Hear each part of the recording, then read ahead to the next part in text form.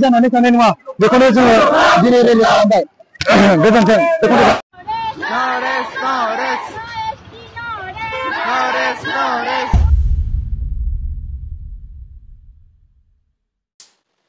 खुलुमबाय रायजोफोर गिबिसिन थाराव बिथांखि ब्लग इउट्युब चेनेलनिफ्राय रायजो राजा बयनिसिमबो फुंबिलिनि गोजोननाय बावहरनाय जाबाय जायफ्रा सानफ्रोमबो खौरां खोनासंनो मोजां मोनो नोंथांमोननि थाखाय आङो माखासे गोनांथार भिडिअसफोरखौहाय लानानै फैबावबाय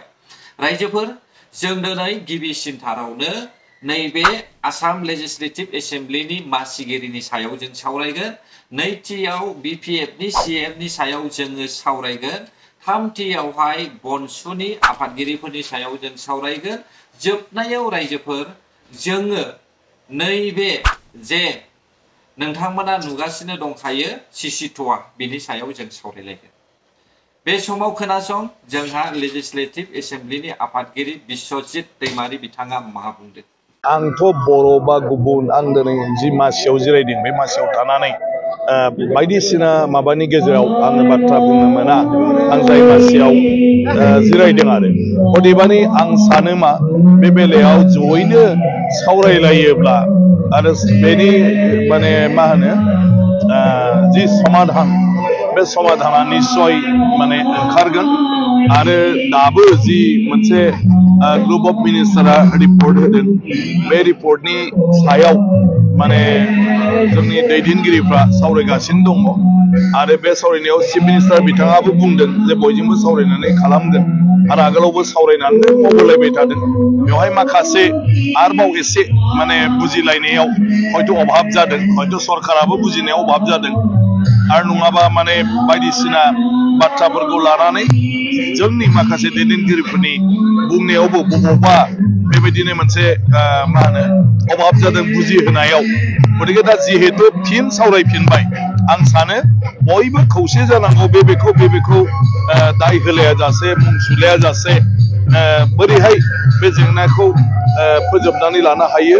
आरो गावनि रैखाथिनि जि बाथ्रा बुंदों बे रैखाथिखौबो बोरैहाय खालामनो हायो माने बे बाथ्राखौसो बयबो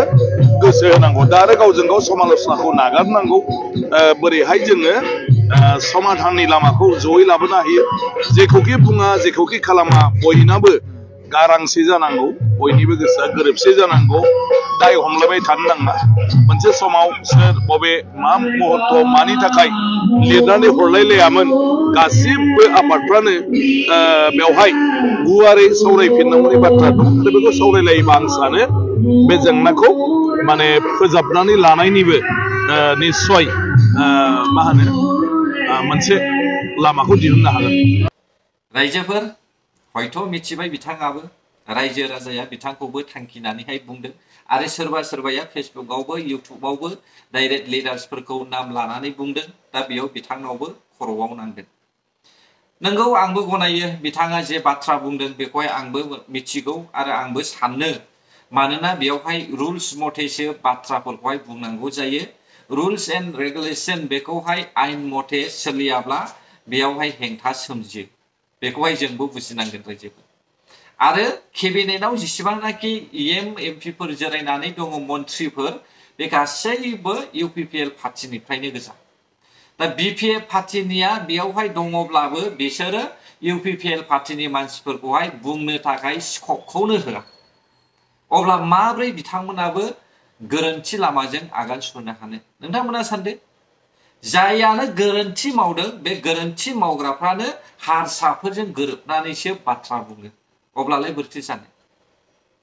दा केबिनेटआवहाय जिरायो केबिनेटआवहाय मिटिं सावरायलायो दा बेयावहाय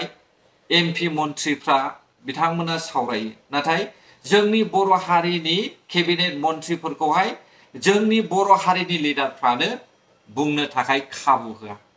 बेनो मेन जोंनि बर' हारिनि थाखाय मा होनो दावराव दावसि सोमजिनाया दा नैथियाव खोनासंदो जोंहा बिपिएफनि सीएमआ मा बुंदों सिनजे আপনি তাক কেনেকৈ ধৰিব কেনেকৈ প্ৰমাণ কৰিব ইয়াৰ মুখৰ পৰাই ওলাই থাকে জিনজে বুলি কোৱাটো জানে এইটো জিনজে কি বস্তু জানে कौन है ये लोग कहां से आते हैं জিনজে এতিয়া যে আণ্ডাৰগ্ৰাউণ্ডৰ ভূতক সিহে বনাইছে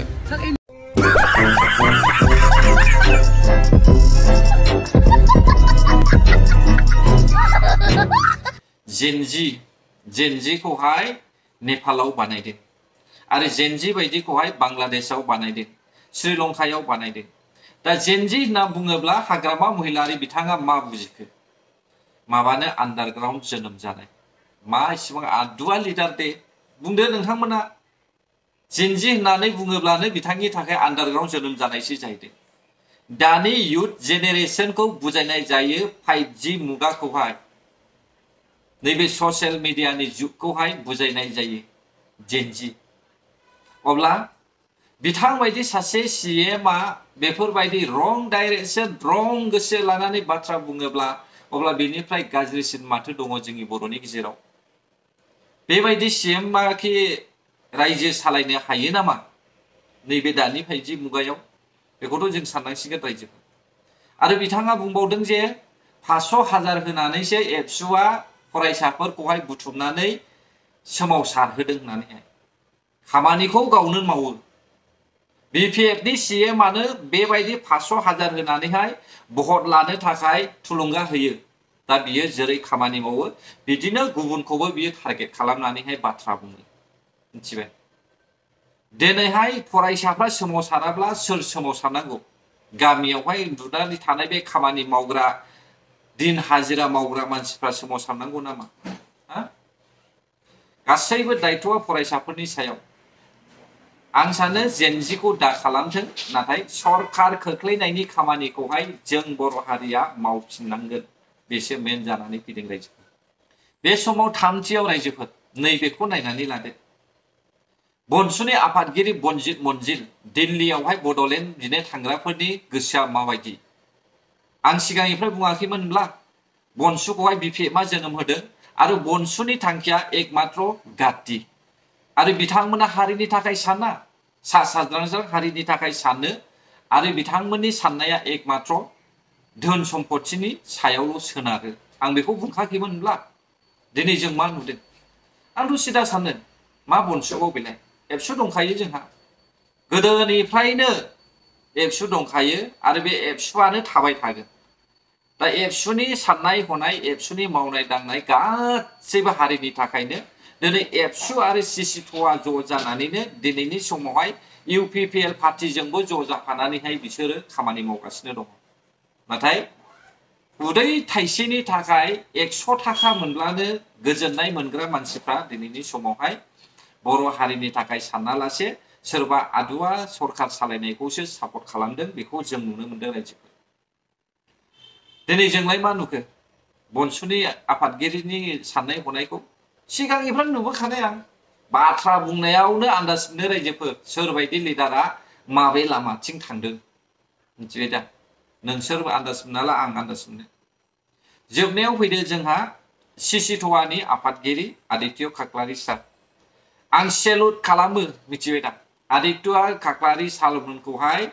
all 14 ट्राइबेल स्टुडेन्ट्स इउनियन्स आरो गासैबो ट्राइबेल जातिखौहाय आङो सेलुट खालामो बिथांमोननि दैदेननायाव जों बर' हारिया रैखा मोनफिनबाय होननानै जोङो साननांगोन दा बिथाङा मा बुंदों थांनाय 4 अक्ट' खालार खालि नोंथांमोना खोनासं হয় আজি 6 জনগোষ্ঠীৰ জনজাতিকৰণ বিষয় সন্দৰ্ভত অসম চৰকাৰৰ যি মন্ত্ৰীগোট সেই মন্ত্ৰীগোটৰ সৈতে জনজাতি সংগঠনসমূহৰ সমন্বয়ৰক্ষী সমিতি অসমৰ এক বৈঠক অনুষ্ঠিত হয় আজিৰ বৈঠকত মন্ত্ৰীগোটৰ অধ্যক্ষ শিক্ষামন্ত্ৰী ডক্টৰ ৰণোজ পেগু ডাঙৰীয়া আৰু এডিশ্যনেল চিফ ছেক্ৰেটাৰী সুইটি চাংচন আছিল আৰু বিশেষ কাৰণত ইয়াতে কেশৱ মহন্ত থাকিব নোৱাৰিলে CM প্ৰগ্ৰেম কলিয়াবৰত আৰু পীযুষ হাজৰিকা দিল্লীত কিবা কামত থকাৰ কাৰণে আজি সভাত থাকিব নোৱাৰিলে তো অধ্যক্ষ ডাঙৰীয়াৰ সৈতেই আমি আলোচনাত মিলিত হ'লোঁ আৰু আলোচনা দীঘলীয়া সময় চলিল, প্ৰায় 2 ঘণ্টা সময় আলোচনা। আৰু এই আলোচনা আৰম্ভণি বহুখিনি কথাই আমি আলোচনা কৰিছোঁ। আলোচনা খুবেই সৌহাৰ্দ্যমূলক আৰু আমি কিছু সময়ো লৈছোঁ, কাৰণ এই যিহেতু বিষয়টো স্পৰ্শকাতৰ আৰু বিষয়টো আৰু বিশেষকৈ মন্ত্ৰী গোটৰ যিটো প্ৰতিবেদন, এই প্ৰতিবেদনটোৰ বিষয়ত অধ্যক্ষ ডাঙৰীয়াই বহুখিনি কথা আজি বৰ্ণনা কৰিলে। এই বৰ্ণনাৰ সময়ত আমিও কিছু কথা বুজি উঠিছোঁ যে অসমৰ 6 জনগোষ্ঠীক জনজাতিকৰণ কৰিবলৈ যাওঁতে সকলোবোৰ খুঁটি নাটি চাবলগীয়া হৈছে, যাতে বৰ্তমানৰ স্বীকৃত জনজাতিসকলৰ কোনো ধৰণৰ ক্ষয় ক্ষতি নহয়, কোনো ধৰণৰ হানি বিঘিনি নহয়। আৰু এই বিষয়টো আমি কেইটামান পইণ্ট আমাৰ ফালৰ পৰা আমি উত্থাপন কৰিছোঁ। সেইখিনি এটা মডিফিকেশ্যন আনিবৰ কাৰণে আমি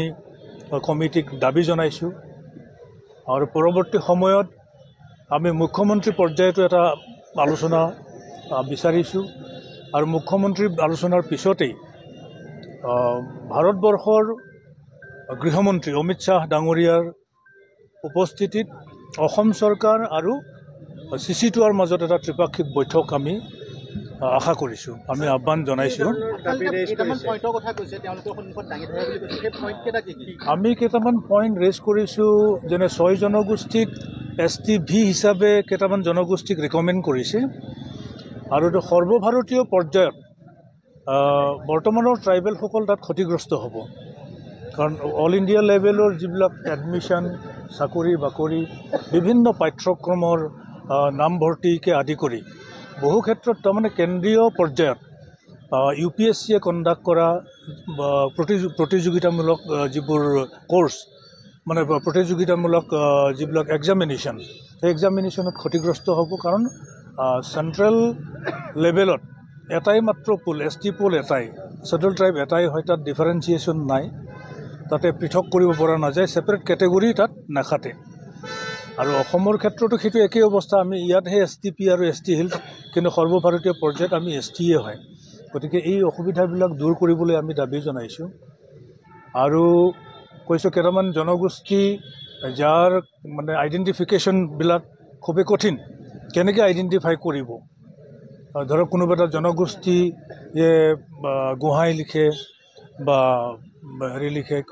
গগৈ লিখে, আৰু আন এটা জনগোষ্ঠীও সেই একেটা উপাধিকে ব্যৱহাৰ কৰে, বৰা, বৰুৱা, শইকীয়া, হাজৰিকা এনেকুৱা। তো গতিকে আইডেণ্টিফিকেশ্যনৰ ক্ষেত্ৰত খুবেই ষ্ট্ৰিক্ট হ'ব লাগিব। बाथ्रायाथ' ललिपमानो जाहैखाबाय, जायफ्रा बिदोंमोन जबरदस्ति बिथांमोननि थाखाय जोंथ' गनायखाया, बेखौथ' मिथिखायो। जुदि जबरदस्ति बे खामानिखौ मावोब्ला जिनजिनि थासारिया सोमजिगोन, बेखौथ' जों मिथिखागौखा। अब्लालाय माब्रैथो सरकारा मालाय बेखौहाय गनायालासिनो थानो ना? नेनानै थादो रायजोफोर, फैबाय थानाय दान मोनसेनि उनाव मा रिजाल्ट फैयो। गोजोन्थों अब्ला जायफ्रा आंनि भिडिअखौ जोबजासे नायो। बर' हारि जै जाथों, जै बर' हारि।